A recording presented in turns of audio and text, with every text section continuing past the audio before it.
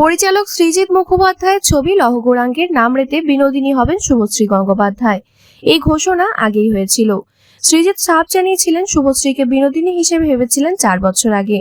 তার কথায় ওই প্রথম পছন্দ ছিল আমার, কোনো কারণে সেটা হয়ে ওঠেনি। এখন আমি আমার প্রথম পছন্দকেই পাচ্ছি জগন্নাথের ইচ্ছায়। নিজেকে বিনোদিনী রূপে গড়ে তুলতে জোর কদমে প্রস্তুতি চলছে শুভশ্রীর। তা সোশ্যালের পাতায় চোখ রাখলেই বোঝা যায়। কিছুদিন আগে নটি বিনোদিনী আমার কথা বইটি পড়তে দেখা যায় শুভশ্রীকে।